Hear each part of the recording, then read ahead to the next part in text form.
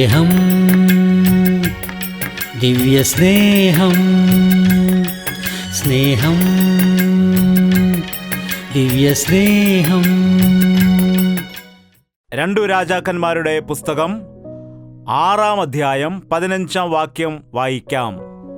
ദൈവപുരുഷന്റെ ബാല്യക്കാരൻ രാവിലെ എഴുന്നേറ്റ് പുറത്തിറങ്ങിയപ്പോൾ ഒരു സൈന്യം കുതിരകളും രഥങ്ങളുമായി പട്ടണം വളഞ്ഞിരിക്കുന്നത് കണ്ടു. രാവിലെ എഴുന്നേറ്റ് നോക്കുന്ന സമയത്ത് എലീശ താമസിക്കുന്ന ആ പട്ടണം മുഴുവൻ രാജാവിന്റെ രഥവും കുതിരകളും എല്ലാം വന്നിട്ട് നിറയുവാൻ ഇടയായി.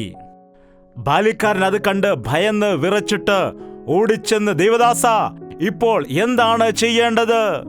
ചുറ്റും ശത്രുക്കൾ വന്നിരിക്കുന്നു, ചുറ്റും സൈന്യം വന്നിരിക്കുന്നു, പട ഇറങ്ങിയിരിക്കുകയാണ്, നമ്മളിവിടെ കുടുങ്ങിപ്പോയിരിക്കുകയാണ്. ഇപ്പോൾ എന്താണ് ചെയ്യേണ്ടത്? ആരാണ് ഇങ്ങോട്ട് അയച്ചിരിക്കുന്നത്? അരാം രാജാവ് അയച്ചിരിക്കുന്നു. അരാം രാജാവ് ഇസ്രായേൽ രാജാവിനെതിരെ യുദ്ധത്തിന് വരുന്ന സമയത്ത് 9-ാം വാക്യം നോക്കൂ. എന്നാൽ ദൈവപുരുഷൻ ഇസ്രായേൽ രാജാവിനോട്, ഇന്ന സ്ഥലത്തുകൂടി കടക്കാതിരിപ്പാൻ സൂക്ഷിക്കുക, അരാമ്യർ അവിടേക്ക് വരുന്നുണ്ടു എന്ന് പറയിച്ചു. ദൈവപുരുഷൻ പറഞ്ഞതും പ്രബോധിപ്പിച്ചും ഇരുന്ന സ്ഥലത്തേക്ക് ഇസ്രായേൽ രാജാവ് ആളയച്ചു. അങ്ങനെ അവൻ 1 പ്രാവശ്യം അല്ല, 2 പ്രാവശ്യമല്ല തന്നെത്താൻ രക്ഷിച്ചതു. ഇതു ഹേതുവായി അരാം രാജാവിന്റെ മനസ്സു ഏറ്റവും കലങ്ങി. അവൻ ഭൃത്യന്മാരെ വിളിച്ചു അവരോട്, നമ്മുടെ കൂട്ടത്തിൽ ഇസ്രായേൽ രാജാവിന്റെ പക്ഷക്കാരൻ ആരെന്ന് നിങ്ങൾ പറഞ്ഞു തരില്ലയോ എന്ന് ചോദിച്ചു. അവന്റെ ഭൃത്യന്മാരിൽ ഒരുത്തൻ, യജമാനനായ രാജാവേ, കാര്യം അങ്ങനെയല്ല. നീ ശയനഗൃഹത്തിൽ സംസാരിക്കുന്ന വാക്കുകൾ ഇസ്രായേലിലെ പ്രവാചകനായ എലീശ ഇസ്രായേൽ രാജാവിനെ അറിയിക്കുന്നു എന്ന് പറഞ്ഞു. ദൈവപുരുഷൻ ഇതെങ്ങനെയാണ് മനസ്സിലാക്കിയത്? പറയൂ. ദൈവത്തിന്റെ രഹസ്യങ്ങൾ ദൈവദാസന്മാർക്കറിയാമെന്ന വചനം പറയുന്നു. മനുഷ്യരുടെ രഹസ്യങ്ങൾ ദൈവദാസന്മാർക്ക് ദൈവം വെളിപ്പെടുത്തും. ഇസ്രായേൽ രാജാവിനെതിരെ അവർ യുദ്ധം ചെയ്യുന്ന സമയത്ത് അരാമ്യർ ഇസ്രായേൽ രാജാവിനെ പിടിക്കാൻ പോകുമ്പോൾ ഇസ്രായേൽ രാജാവിനെ അങ്ങോട്ട് അയക്കാതിരിക്കുന്ന ആരാണ്? പലപ്പോഴും ഇതന്നെ സംഭവിച്ചപ്പോൾ അരാം രാജാവിന് കോപം വന്ന്, ആരാണ് ഈ കാര്യം പറയുന്നതെന്ന് ചോദിച്ചു. അപ്പോൾ ഭൃത്യൻ പറഞ്ഞു, ഞങ്ങളാരുമല്ല, ഇത് ആ പ്രവാചകൻ മുഖാന്തരമാണ് നടക്കുന്നതെന്ന് പറഞ്ഞപ്പോൾ മുഴുവൻ സൈന്യത്തെയും രഥങ്ങളെയും കുതിരകളെയും എലീശയുടെ അടുക്കലേക്ക് അയച്ചിരിക്കുകയാണ്. അവർ ചുറ്റും വന്ന് വളഞ്ഞിരിക്കുകയാണ്. ഇപ്പോൾ എന്തു ചെയ്യണം? ഭയപ്പെട്ടുപോയ ബാല്യക്കാരൻ വന്നിട്ട് എലീശയോട് ചോദിക്കുകയാണ്, ഇപ്പോൾ എന്തു ചെയ്യണം? അതല്ല, നിങ്ങളുടെ ജീവിതത്തിലും ഇങ്ങനെ എന്തെങ്കിലും പ്രതികൂലം വരുന്ന അവസ്ഥകൾ ഉണ്ടായിട്ടില്ലേ?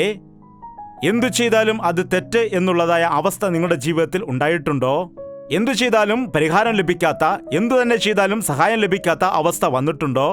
നിങ്ങൾ ചിന്തിക്കാത്ത രീതിയിൽ നിങ്ങളെ ചുറ്റുവളഞ്ഞിരിക്കുന്നതായ പ്രതികൂലങ്ങളും കെണികളും നിങ്ങളുടെ ജീവിതത്തിൽ ഉണ്ടായിരിക്കുന്നതായ സന്ദർഭങ്ങൾ നിങ്ങളുടെ ജീവിതത്തിൽ സംഭവിച്ചിട്ടുണ്ടോ? എന്താണ് ചെയ്യേണ്ടത് അപ്പോൾ? മരിക്കുക മാത്രമേ ഉള്ളൂ. എന്താണ് ചെയ്യേണ്ടത്? അനേകം ആളുകൾ പറയുന്നത് എന്താണ്? ഇനിയും എനിക്ക് മരണം മാത്രമേ ഉള്ളൂ ആശ്രയം, അത്രയുള്ളൂ. എന്നാൽ പ്രാർത്ഥിക്കുന്ന ഒരു മനുഷ്യന് ഇതല്ല പരിഹാരം. നീ ഏത് പരിസ്ഥിതിയിലാണെങ്കിലും, എങ്ങനെയുള്ള സന്ദർഭത്തിലായാലും, നിന്നെക്കൊണ്ട് ഒന്നും ചെയ്യുവാൻ കഴിയാത്തതായ, നിന്നേക്കാൾ ഏകദേശം 100 ഇരട്ടി ബലമുള്ള ശത്രുക്കൾ നിന്റെ മുൻപിൽ വന്നാലും, നിന്നെ സഹായിക്കുവാൻ ആരുമില്ലാതെ നീ ഏകനായി മാറിയെന്നാലും, നിന്റെ ശത്രുക്കൾ വളഞ്ഞ് നിന്നാലും, നിനക്ക് പിശാചിന് നിന്റെ ചുറ്റും വളയുവാൻ കഴിയും, എന്നാൽ നിന്നെ തൊടുവാൻ കഴിയില്ല.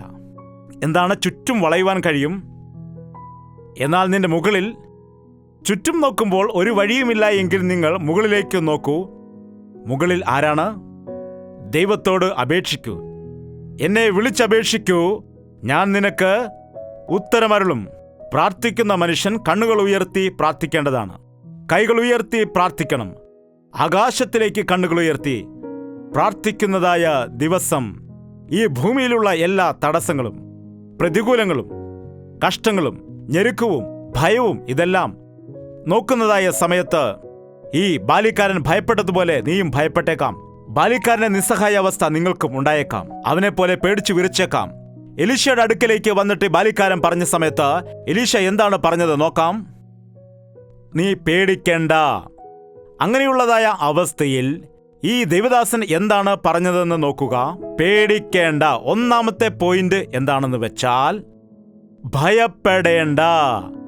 എങ്ങനെയുള്ള സാഹചര്യം നിന്റെ ചുറ്റും പിശാച് കൊണ്ടുവന്നു എന്നാലും, നിന്റെ കുടുംബത്തിലെ പ്രശ്നം ആയാലും, സാമ്പത്തിക ബുദ്ധിമുട്ട് ആയാലും, നിന്റെ ജീവിതത്തിൽ ഉണ്ടായ രോഗം ആയാലും, ആകസ്മിക മരണം വന്നാലും, എങ്ങനെയുള്ളതായ പരിസ്ഥിതി വന്നാലും, വിശ്വസിച്ചവർ നിങ്ങളെ വഞ്ചിച്ചാലും, ദ്രോഹം ചെയ്താലും, സഹിക്കാൻ പറ്റാത്ത അവസ്ഥ വന്നാലും, ഒരേ ഒരു കാര്യമാണ്, നീ ഭയപ്പെടരുത്. ഭയപ്പെടുന്നതുകൊണ്ടാണ് പലരും തൂങ്ങി മരിക്കുന്നത്.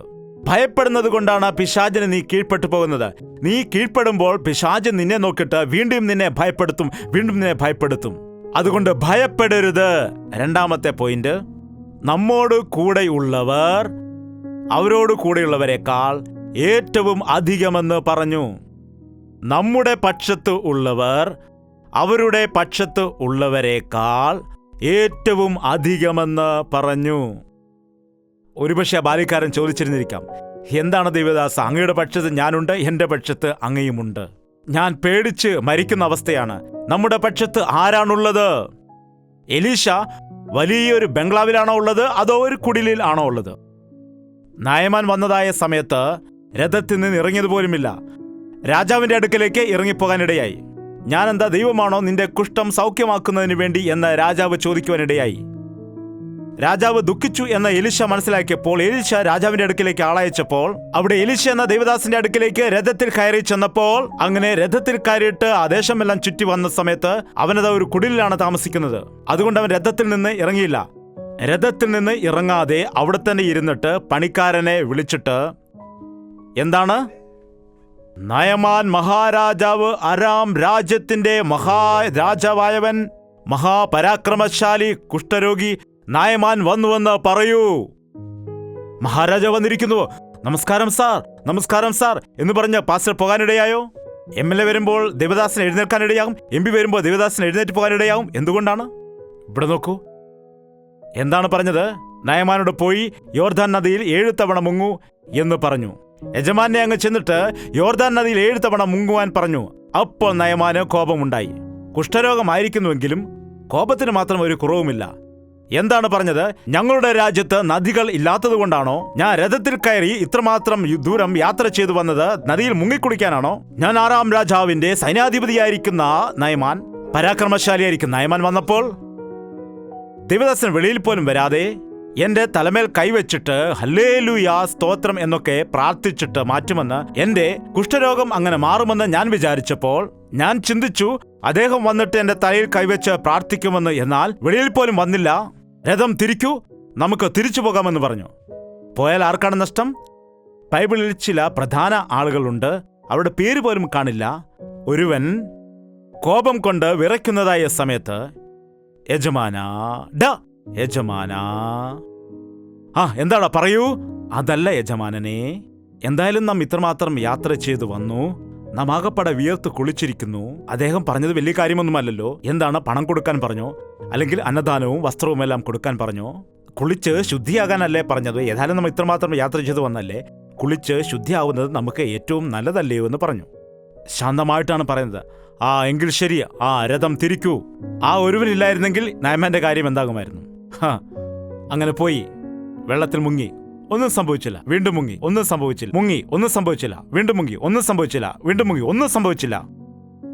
7 പ്രാവശ്യമാണ് മുങ്ങേണ്ടത്. സാർ, ഒന്നുകൂടി മുങ്ങൂ. അങ്ങനെ 7ാം തവണ മുങ്ങി നിവർന്നപ്പോൾ ശിശുവിനെ പോലെ അവന്റെ ശരീരം മാറി. നേരെ അരാമിലേക്ക് പോയോ? എവിടേക്കാണ് പോയത്? പറയൂ.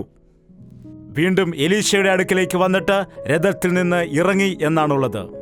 എന്താണ്? രഥത്തിൽ നിന്ന് ഇറങ്ങി അവന്റെ മുൻപിൽ നിന്നു. എന്താണ് ചെയ്തത്? രഥത്തിന്മേൽ ഇറങ്ങിയ അവൻ ഇറങ്ങി വന്നു.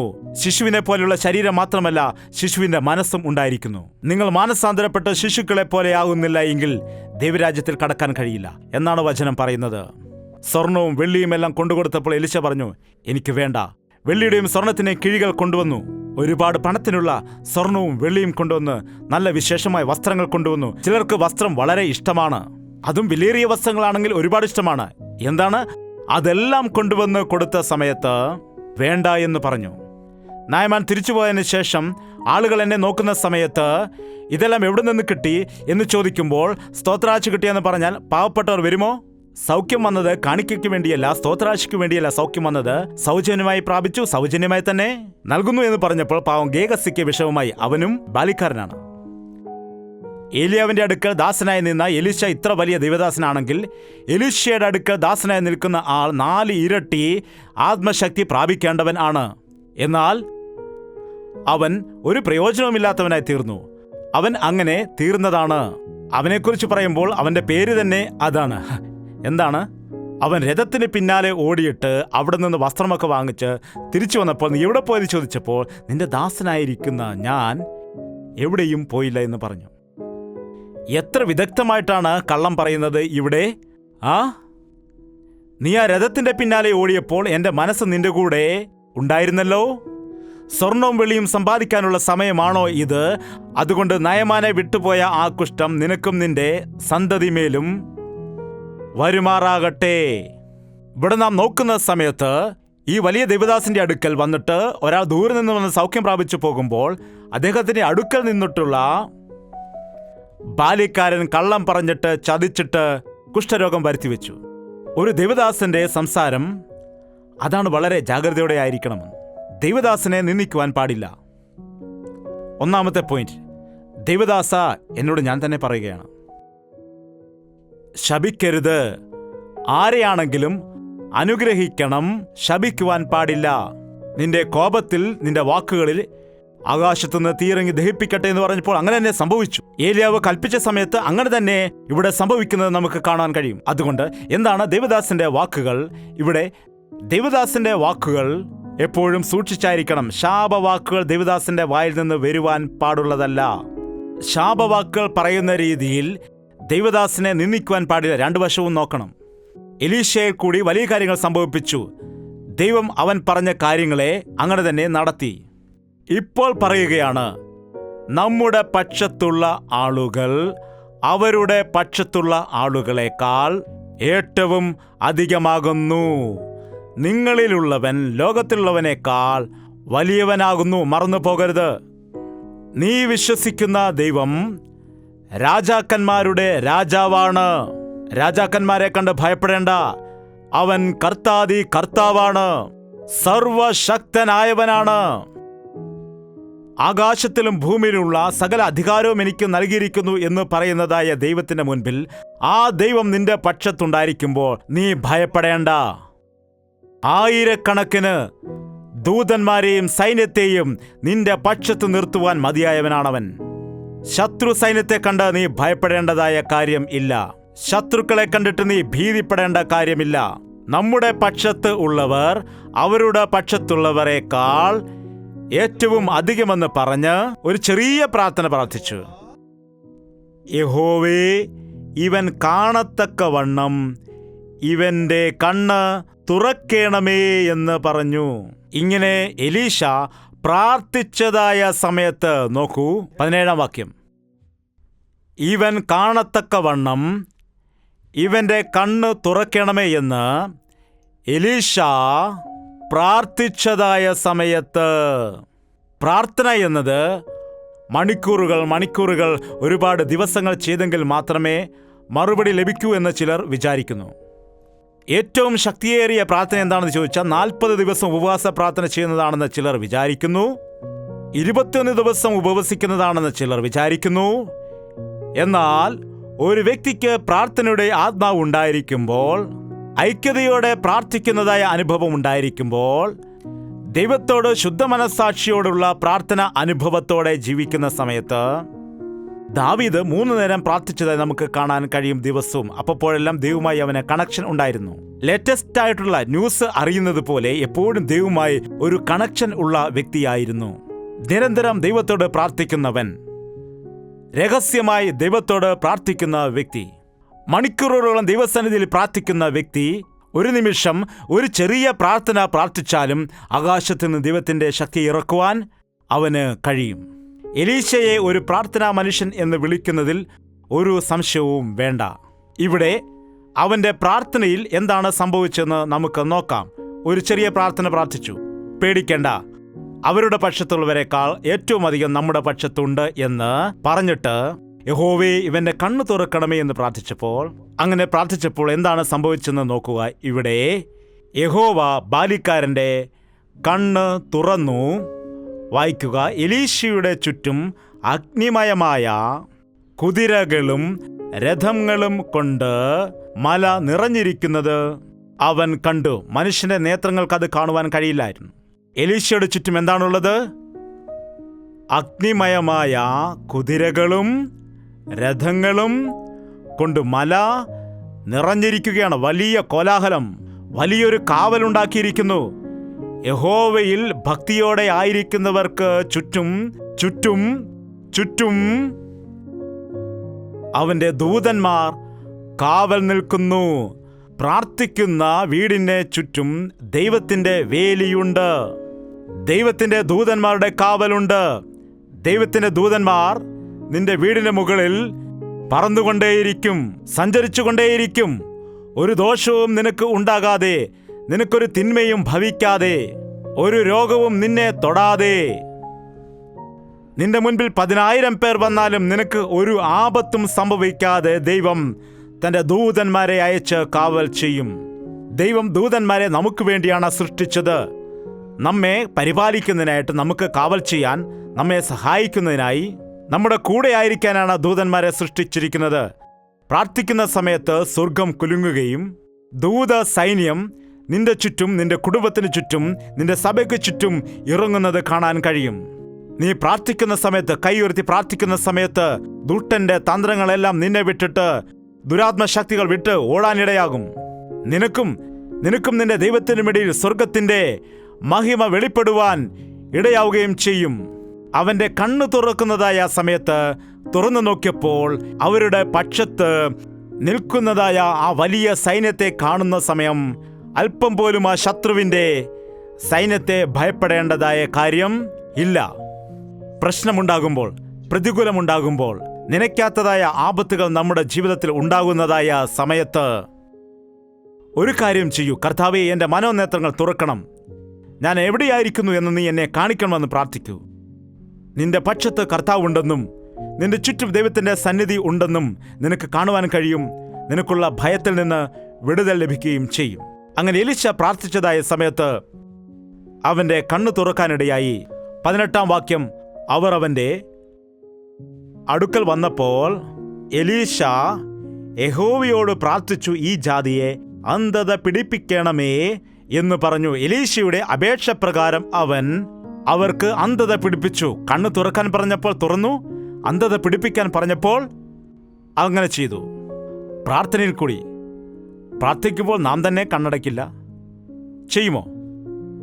പ്രാർത്ഥിക്കുമ്പോൾ കണ്ണടച്ച് പ്രാർത്ഥിക്കണമെന്ന് ബൈബിളിൽ പറയുന്നുണ്ടോ? നിങ്ങൾ കണ്ണ് തുറന്ന് പ്രാർത്ഥിച്ചാലും ഒരു കുഴപ്പവുമില്ല. എന്നാൽ മനസ്സ് ഏകാഗ്രമായിരിക്കാനാണ് കണ്ണ് അടയ്ക്കുന്നത്.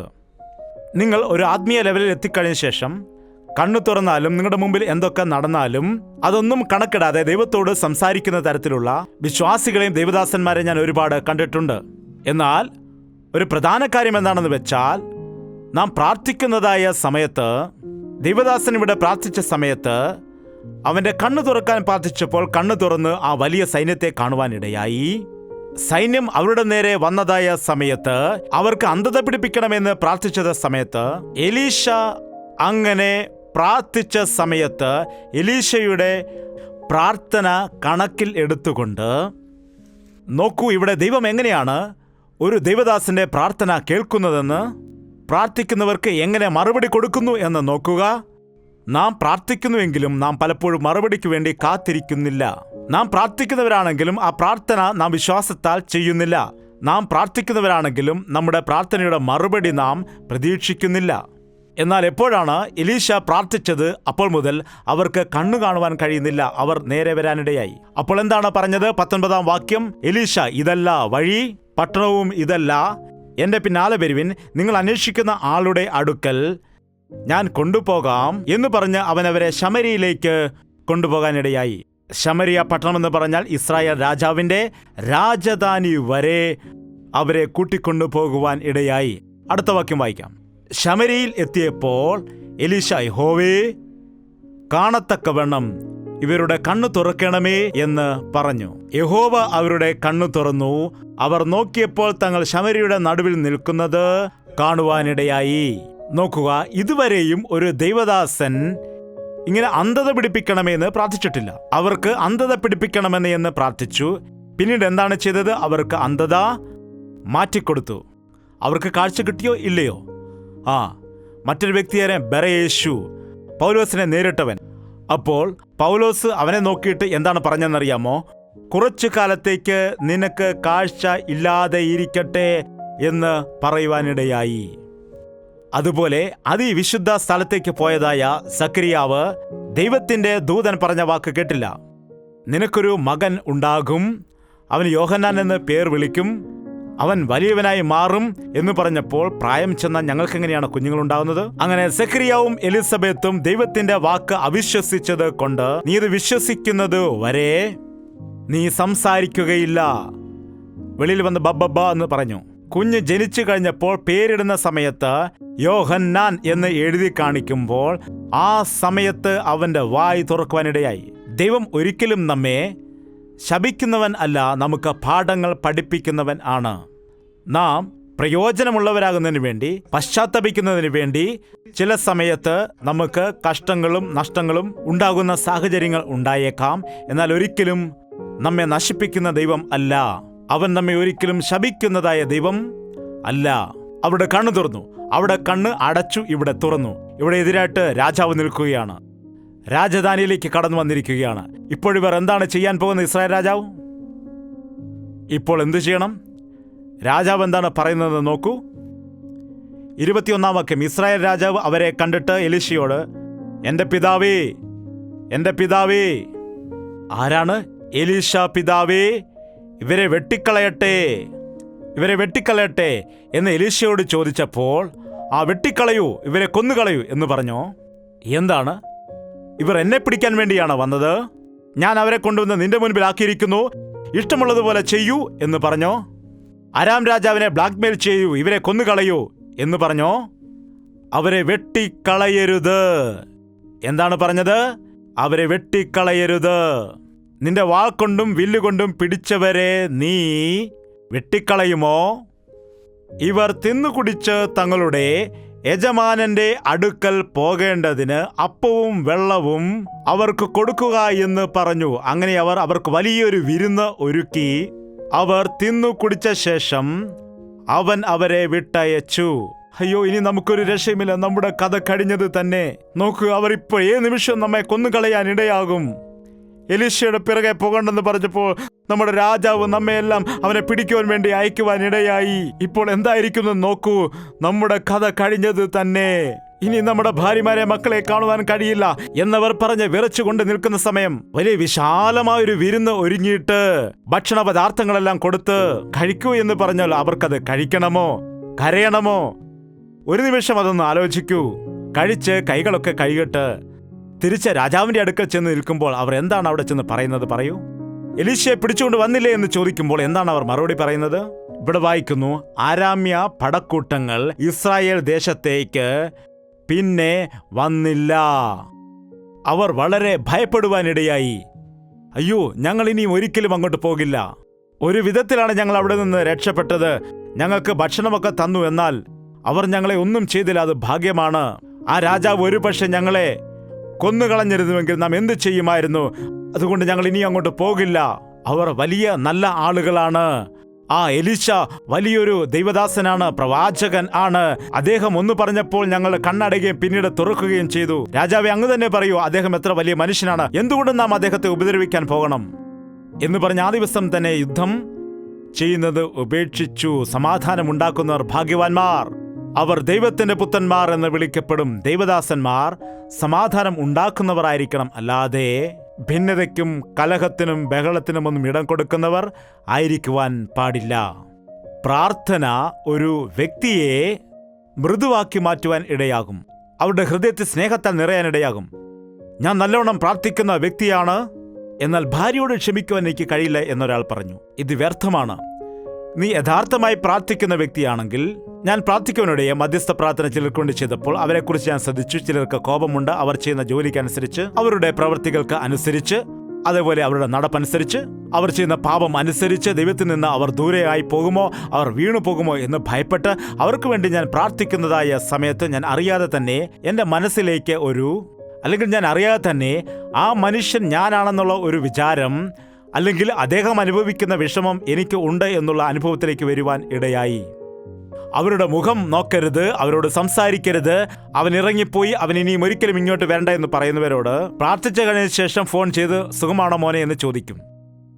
എന്താണ്? എത്രയോ തവണ അങ്ങനെ സംഭവിച്ചിട്ടുണ്ട്. എന്താണ്? പ്രാർത്ഥന മനുഷ്യനെ കഠിനം ആക്കുകയില്ല, കഠിന ഹൃദയങ്ങളെ മൃദുവാക്കി മാറ്റും. പ്രാർത്ഥനയ്ക്ക് ശേഷം കോപമല്ല നമുക്ക് ഉണ്ടാകുന്നത്, സഹനമാണ് ഉണ്ടാകുന്നത്. സഹിഷ്ണുതയുണ്ടാകും, സ്നേഹം ഉണ്ടാകും, ക്ഷമ ഉണ്ടാകാനിടയാകും.